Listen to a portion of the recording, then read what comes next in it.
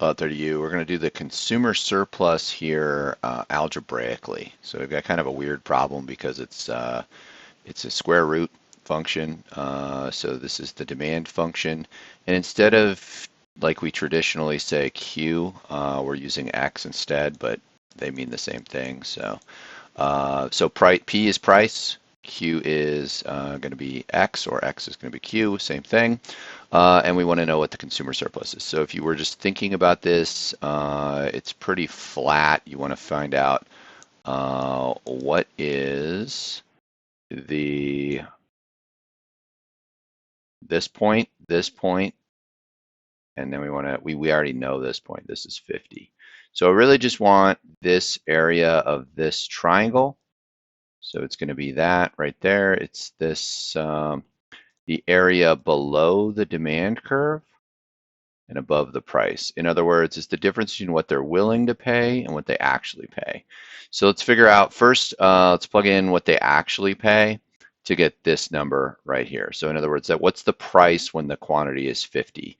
So to do that, we're just plug in P equals the square root of 64 minus 0.3 times 50. You can just put that in your calculator. So 0.3 times 50 is 15. And then 64 minus 15 is 49. This I can do in my head. This would just be 7. So this point right here is 7. Okay, now we just need to know what that point is right there. So that point is when the quantity is 0. Okay, and this is the same process on a less complicated demand function, but this one is complicated. So we just plug in a 0 right there, and then that's the square root of 64, which we know is actually 8.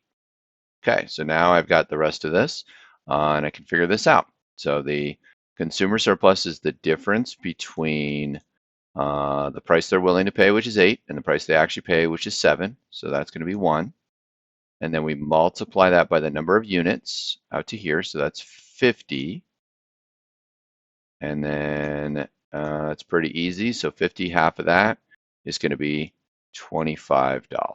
So that's the area of that triangle. This is the same process no matter what kind of problem you're doing. But on this one, it just looks kind of funky. So just do the math. And once again, you can also plug these functions into a graphing calculator and just see the problem and then geometrically solve it. But the way I did this without that, that's how you can do that too.